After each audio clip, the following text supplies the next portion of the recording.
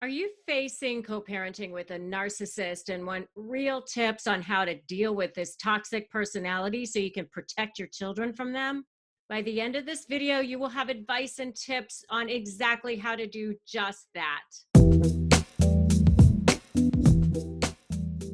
I'm Rebecca Zung, top 1% divorce attorney and the best-selling author of the books Negotiate Like You Matter and Breaking Free, a step-by-step divorce guide. And I've helped thousands of clients go from drama, trauma, and chaos to step into lives of freedom, possibility, prosperity, and purpose. And I do the same thing right here with you on these videos. So before we go any further, hit that subscribe button, hit that little notification bell so that you don't miss one single tip or trick when I upload my new videos every single week.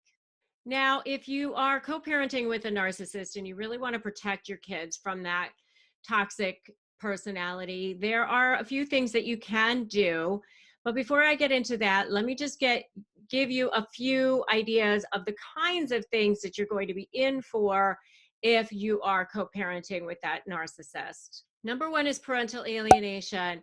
Most people who are alienators are also narcissists. And I have an entire video on narcissistic parental alienation, and I will drop a link to that below. You're definitely going to want to check that out.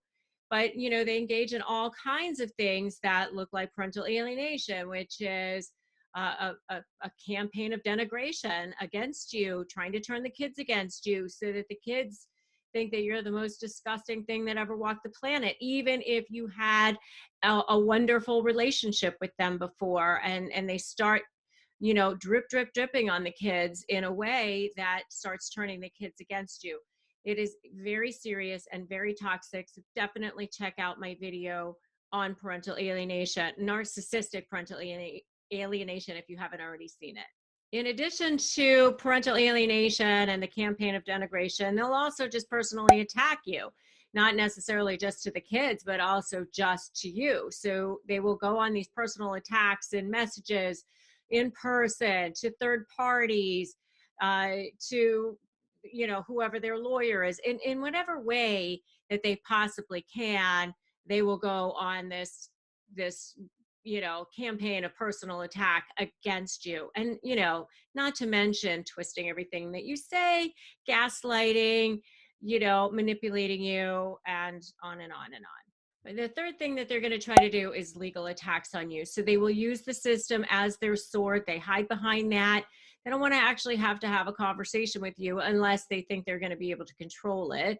So if they, you know, but they will file like 15,000 motions and then obstruct you in every possible way from getting any information and make you run up fees and spend lots of money. And then they'll, you know, nicely come to you and say, oh, let's just go have a conversation at Starbucks or whatever, something like that. But they will use that legal system as their sword to try to, as a means to try to control you. If this is all sounding too familiar so far, give me a definitely in the comments. Okay, so what can you do to protect your children from this toxic personality? Let me just say at the outset that there's no easy answer here. There's no magic wand. There's no way to turn that narcissist into a normal person. They have a personality disorder. There's something wrong inside their head.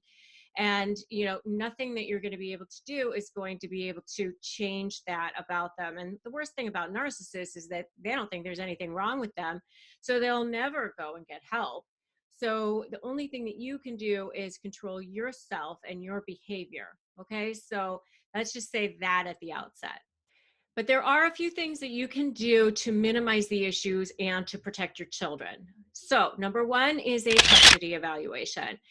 If you decide to get a custody evaluation, you have to file a motion for it unless the other side agrees to doing it. Sometimes they're so crazy that they want the custody evaluation to try to show the world how terrible you are, which is, you know, kind of their way of projecting their own behavior onto the other person. But it is only in the context of a custody evaluation that you'll very easily be able to get psychological evaluations done. If you just ask for a psychological evaluation without bringing the children into it, without having a best interest reason for it, you probably won't get it. But if you say that it's for the best interest of the children, that you are concerned for the children and their welfare when they're with this person, and you put it at issue, then the court may, more than likely will agree to order this custody evaluation. They sometimes don't, even if they think they should, because sometimes they just feel that neither side can really afford it. They do get a little bit costly. It's certainly less costly than bringing 50 witnesses into the courtroom, because the custody evaluator, who is a trained psychologist, does all of that legwork at a much lower rate. So, you do get that, and they interview both of you. They interview the children. They get to come to your home. They get to interview anybody that's related to the children. They get to observe stuff. They do all kinds of testing, not just psychological testing, but they can do drug testing. They can do testing on, somebody's propensity to be a good parent. There's all sorts of things that they can do. So it's something to consider. Number 2 is to stay unemotional. And those of you who are my regular listeners and viewers know that I say this all the time, and yet it is the hardest thing to do, because they definitely know how to push your buttons. They definitely know how to get under your skin, and they will definitely try. So, but they will taunt you, goad you, do whatever they can to get you to respond and get down on their level, and hopefully get you unglued so that they can use that against you. So stay as unemotional as possible. That's tip number 2. Tip number 3 is, if you really do believe that you or your children are in danger, don't wait to call your lawyer. Please call the police. There are other people that can help you as well. Sometimes there's shelters for abused women, or shelter even for men who are abused. Don't just sit there like a sitting duck. Please call the police. And once you do call the police and you do have a record of threats and things like that, you can potentially try to go get an injunction, also sometimes called a restraining order. It's a little bit difficult for me to quantify when you can get a restraining order or when you can't.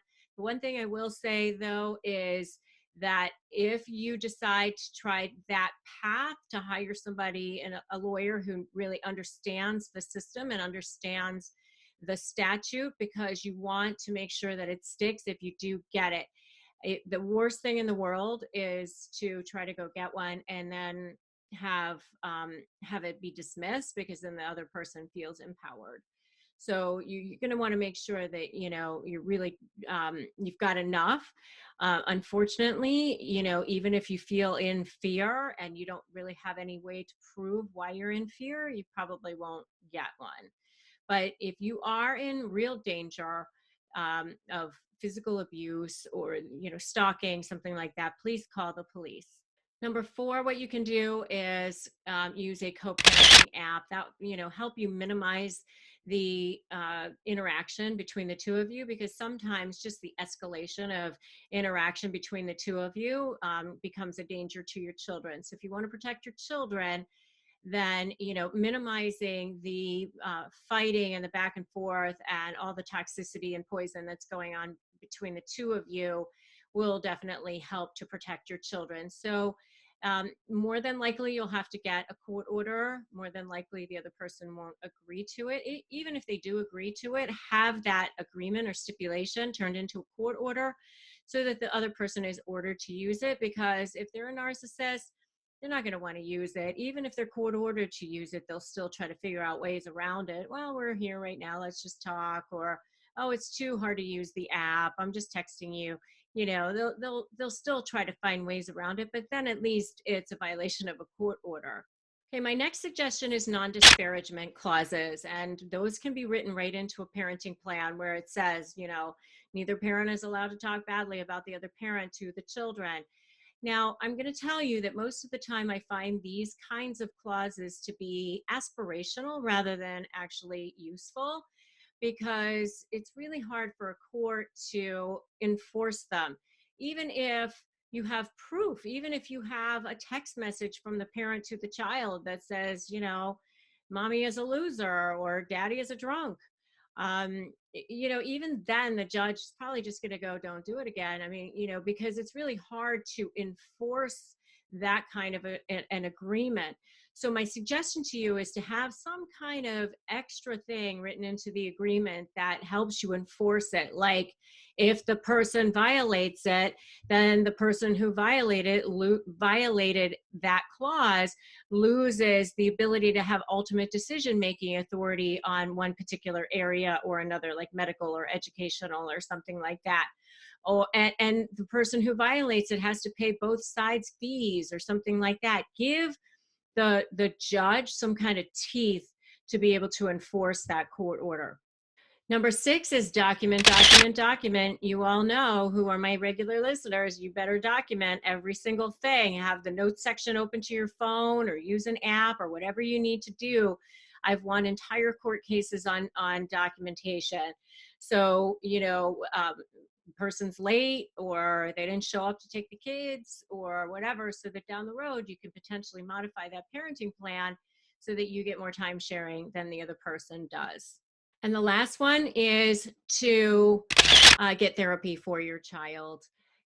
You might have to get a court order for this. You might have to go to the judge and say, my child needs therapy, because if the other person doesn't agree to it, which if they're a narcissist, they probably won't, because they probably don't believe in therapy and they're afraid of what therapists might uncover or say about them. Or they just won't agree to it because that's what you want and they just don't want to give you what you want.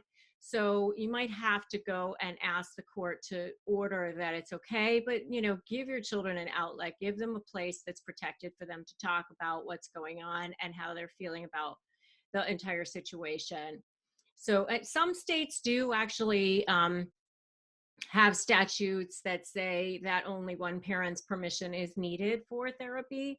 So you'll have to check with your lawyer on what is needed for ordering a child to therapy in your particular state. I have a lot more about this in my video on dealing with a narcissist over child custody. Know what to expect, and I will drop a link to that below. You will definitely want to check that out. And if you're negotiating with a narcissist, you're definitely going to want to grab my Crush My Negotiation Prep worksheet. It is filled with lots of great information. Make sure you download that. I will drop a link to that below. And if this video was helpful for you, just let me know. Drop a like on it, drop a comment, share it. If you do comment on the video, I will respond to you. So make sure you do that. And if you haven't already, subscribe, hit the notification bell so that you don't miss one single secret or tip or trick that I share in these videos. And I release a new video every single week.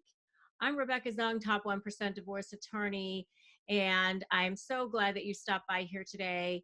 I will see you in the next video. And remember that today is a great day to start negotiating your best life.